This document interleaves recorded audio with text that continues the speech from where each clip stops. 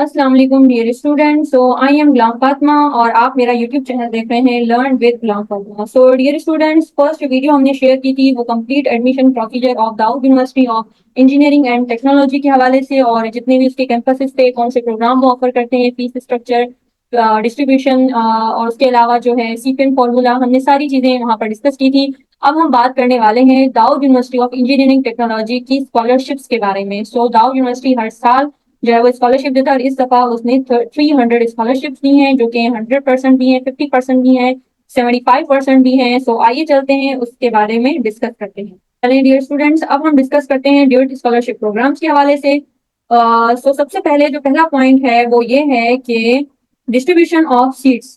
So 60% of the scholarship of total shall be reserved for the students seeking admission into BE, यानी Bachelor of Engineering and Bachelor of Architecture program. So 60% scholarship का उन students को दिया जाएगा जो कि ख्वाहिशमंद हैं बैचलर ऑफ इंजीनियरिंग के लिए या बैचलर ऑफ आर्किटेक्चर के लिए। उसके अलावा 10% जो है वो इस फीमेल्स के लिए रिजर्व है, या तो उन स्टूडेंट के लिए जिनकी स्पेशल नीड्स हैं, मीन्स जो है वो नीड बेस्ड है, और प्रायोरिटी जो है वो स्पेशल स्टूडेंट्स को ही दी जाएगी जिनकी स्पेशल नीड्स हैं।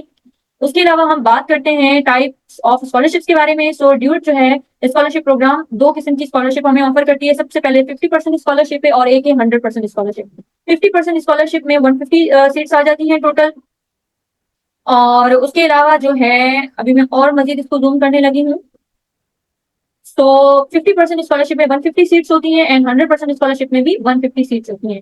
उसके अलावा सेकंड टाइप ऑफ स्कॉलरशिप है वो है ड्यूट एम्प्लॉयज स्कॉलरशिप प्रोग्राम, और for subsequent years only.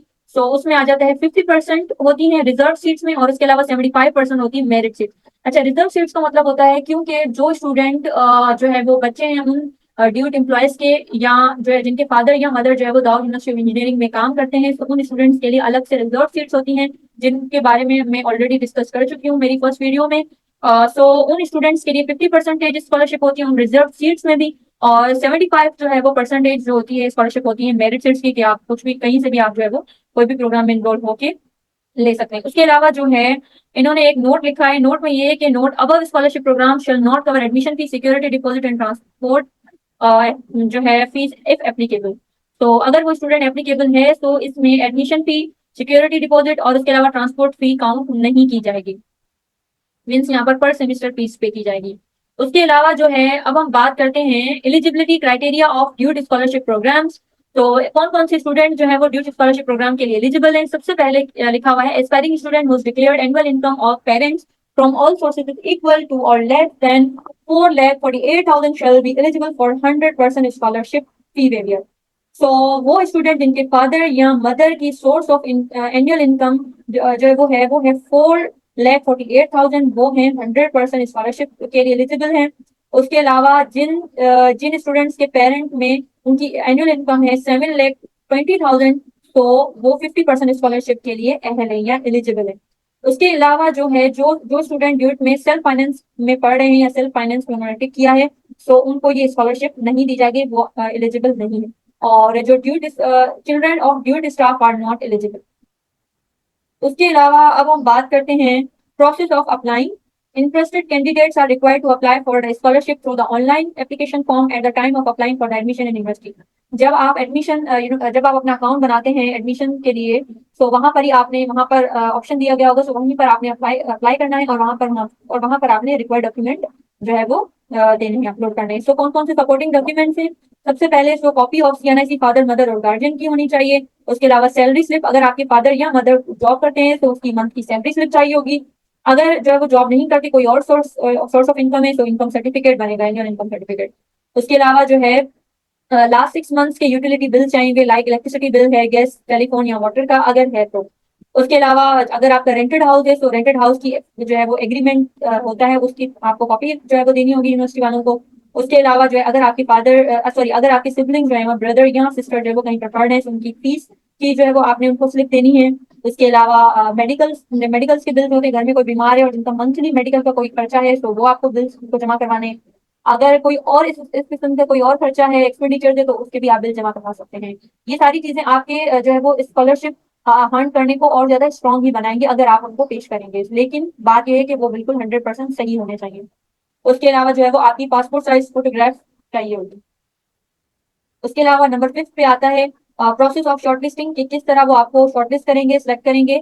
A scrutiny committee will be constituted by the vice chancellor who will look into the applicants for the initial shortlisting. Scrutiny committee का मतलब ये होता है कि जो आप, फॉर एग्जाम्पल, आपने ये सारे डॉक्यूमेंट जो है वो जमा करवा दिए, आपने फॉर्म भी फिल कर लिया है, अब उन डॉक्यूमेंट्स की जांच पड़ताल जो कमेटी करती है, कि ये वेरीफाई करती है, उस कमेटी को कहते हैं स्क्रूटनी कमेटी। स्क्रूटनी कमेटी जो है वो छानबीन करने के बाद आपको शॉर्टलिस्ट कर लेगी, अगर शॉर्टलिस्ट करती है तो। उसके अलावा on the behalf of vice chancellor, उसके अलावा जब आपकी जो है वो स्क्रूटनी हो गई, list will be prepare for eligible. अच्छा, उसके अलावा फिर एलिजिबल स्टूडेंट की भी लिस्ट बनाई जाएगी, और जो एलिजिबल नहीं है उनकी भी बनाई जाएगी, रीजंस के साथ, और क्यों रिजेक्ट किया गया है उसका रीजन भी दिया जाएगा विद प्रॉपर डॉक्यूमेंटेशन के हिसाब से। उसके अलावा जो इस ड्यूट को स्पॉन्सर कर रहा है, जो इस ड्यूट की स्कॉलरशिप को ओवरऑल जो है वो देख रहा है, वो देखता है FAD, यानी financial assistant department of Dawood university of engineering and technology. उसके अलावा जो है, अगर आपकी कोई एप्लीकेशन जो है वो अगर इनकम्प्लीट होगी, incomplete application will not be acceptable for further processing. So अगर आपकी एप्लीकेशन में कुछ चीजें मिसिंग हैं, तो आपकी एप्लीकेशन वहीं पर रोक दी जाएगी, फर्दर उसको प्रोसेस नहीं किया जाएगा। उसके अलावा the constitution of institutional scholarship award committee, AISECT जो नाम है, इसमें ये लोग आ जाते हैं। और उसके अलावा power and function of institutional scholarship award, so इसके बारे में कि उसको कौन रन वगैरह करता है। और उसके अलावा जो है, जो हमारे लिए जो बात है,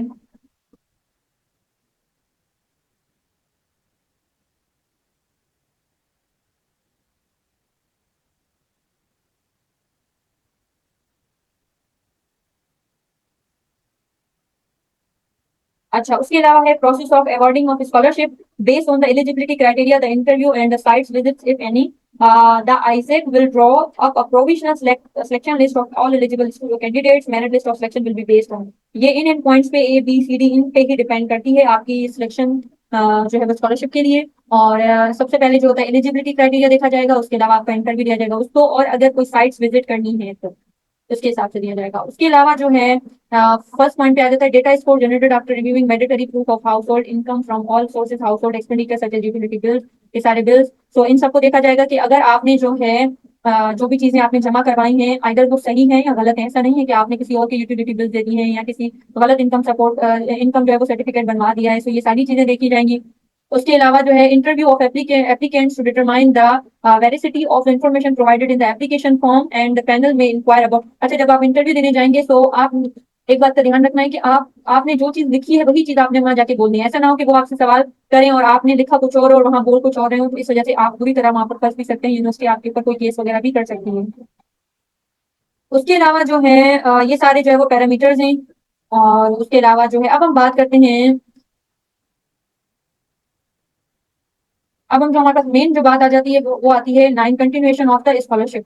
किस तरह आपकी स्कॉलरशिप कंटिन्यू रहेगी, और वो भी कौन जो है वो कौन सा इदारा यूनिवर्सिटी का वेरीफाई करेगा, वो है FAD, फाइनेंशियल एड डिपार्टमेंट। और सबसे पहले जो है, अगर आपने अपनी स्कॉलरशिप को कंटिन्यू रखना है थ्रू आउट 4 ईयर्स, तो सबसे पहले आप की जितने आपका एकेडमिक जो रिकॉर्ड है वो बिल्कुल सही होना चाहिए, और अच्छी जो है वो परसेंटेज में होना चाहिए। सबसे पहले जो है वो आपकी जो रिजल्ट होनी चाहिए, मिनिमम आपकी CGPA 3/4 होनी चाहिए, आपने बरकरार रखनी है। अटेंडेंस आपकी 80% होनी चाहिए। और इसके अलावा अगर कोई स्टूडेंट जो है अपनी अटेंडेंस 80% नहीं रख पा रहा किसी रीजन की वजह से, या जो है CGPA, तो उसको थोड़ा टाइम दिया जाएगा कि आप अपनी मेंटेन कर लें, उसके बाद ही फिर उसकी स्कॉलरशिप दोबारा जो है वो डिक्रीज की जाएगी। लेकिन जितने टाइम के लिए फ्रीज की गई थी, वो अमाउंट फिर आपको नहीं मिलेगी स्कॉलरशिप के लिए। अच्छा, उसके अलावा जो है, अगर आप सेमेस्टर कोई जो है वो फीस करना चाह रहे हैं, जैसे 6 मंथ्स में कोई ऐसा वाकया हो जाता है, अल्लाह ना करिए, कोई भी ऐसी इमरजेंसी आ जाती है, आप वो सेमेस्टर जो है वो कंटिन्यू नहीं रख पाते, तो आप क्या करेंगे, एप्लीकेशन देंगे FAD को, और उसके बाद ही क्या होगी कि आपकी स्कॉलरशिप भी फ्रीज कर दी जाएगी और आपका सेमेस्टर भी फ्रीज कर दिया जाएगा। देन जब आप दोबारा डिफ्रीज होंगे, देन आपकी स्कॉलरशिप भी दोबारा डिफ्रीज कर दी जाएगी। लेकिन अगर आपने विदाउट परमिशन ऑफ FAD आपने सेमेस्टर जब फ्रीज कर लिया और आप नहीं आ रहे, उस हिसाब से आपकी स्कॉलरशिप जो है वो स्टॉप कर दी जाएगी। और ये जो स्कॉलरशिप है, ये सिर्फ जो है वो 4 ईयर्स के लिए, उसके अलावा आप यूनिवर्सिटी में जो भी एक्स्ट्रा क्लासेस लेते हैं, कोई कोर्स करते हैं, सो ये स्कॉलरशिप उसके लिए रिस्पॉन्सिबल नहीं है। उसके बाद बहुत इंपॉर्टेंट पॉइंट आ जाता है 10 कैंसिलेशन ऑफ द स्कॉलरशिप। वही बात है कि अगर जो है अगर आपके कोई ऐसे एसेट्स वगैरह या कोई ऐसी इन्फॉर्मेशन बाद में निकलती है जो आपने at the time of interview उनको नहीं बताई, लाइक इनकम है, इनकम आपने जाली दे दिया, इनकम जो है वो सर्टिफिकेट और बाद में आपकी इनकम ज्यादा निकलती है, उस हिसाब से भी आपकी स्कॉलरशिप जो है वो कैंसिल हो सकती है। 80% अगर आपकी अटेंडेंस आप मेंटेन नहीं रख पाते हैं तो चांस देने के बाद भी फिर भी आपकी स्टॉप की जाएगी। उसके अलावा सीजीपीए की भी बात है, अगर फ्री नहीं मेंटेन कर पाते तब भी। और उसके अलावा जो है कोई ऐसा आपका वायलेंट बिहेवियर यूनिवर्सिटी जो है वो फील करती है, देखती है, तो उस हिसाब से भी आपकी वो हो जाएगी। उसके अलावा जो है अब हम बात करते हैं 11 पॉइंट की। अब हम बात करते हैं the scholarship funds will be recovered from the student by the university in following cases. अच्छा, ये है कि वो ये स्कॉलरशिप यूनिवर्सिटी वाले आपसे वापस भी ले सकते हैं। वो किस जो है वो बुनियाद पे, अगर किसी दूसरी जो है वो मतलब पार्टी से या कहीं से भी यूनिवर्सिटी वालों को जो है वो 100% ये पता चलता है कि आपने इंफॉर्मेशन इंटरव्यू जब देने के टाइम गलत दी थी, कोई भी बिल्स वगैरह हैं या सर्टिफिकेट वगैरह हैं, उस हिसाब से भी आपसे ये सारी स्कॉलरशिप रिकवर की जाएगी, वापस ली जाएगी। जितने भी आपको वो दे चुके हैं आपको उतना वापस देना होगा। उसके अलावा जो है अगर आप यूनिवर्सिटी से जाना चाह रहे हैं, वहीं खत्म करना चाह रहे हैं कि मैं आगे नहीं रख सकता अपनी स्टडी, तो उस हिसाब से भी आपको रिकवरी देनी होगी। उसके अलावा जो है अगर जो if student is found in getting another scholarship in parallel, अच्छा, ड्यूड स्कॉलरशिप के साथ साथ अगर आपको कोई और अच्छी स्कॉलरशिप मिल जाती है तो उस हिसाब से भी फिर क्या, अगर आप उसको इंटरेस्ट है कि अगर वो आपको मिले तो आपको ड्यूड स्कॉलरशिप जितनी भी अमाउंट मिले वो आपको दोबारा देनी पड़ेगी, रिकवर की जाएगी आपसे।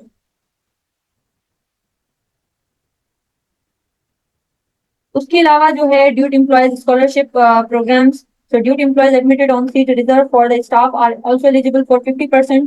50% है। और वही बात है कि उनके लिए भी ये सारे क्राइटेरिया है। 75% भी जो ड्यूट एम्प्लॉयज के लिए उनके लिए भी ये सारी चीजें हैं। सो 75 एंड 50% उनको दी जाएगी स्कॉलरशिप, और उनके लिए भी ये सेम जो है चीजें हैं। तो डियर स्टूडेंट्स, ये कंप्लीट वीडियो थी scholarship procedure of Dawood university of engineering and technology, जिसमें 100% भी वो हमें ऑफर करते हैं, 50% भी ऑफर करते हैं, 70%, 75% ऑफर हमें करते हैं। बस एक आप लोगों को सजेशन देना चाहूंगी, कभी भी आप अपने गलत डॉक्यूमेंट्स या गलत एसेट्स यूनिवर्सिटी वालों को शो नहीं करवाने। ऐसा ना हो कि बाद में आपके लिए ही मसाइल जो है वो पैदा हो। सो तब तक के लिए अल्लाह हाफिज।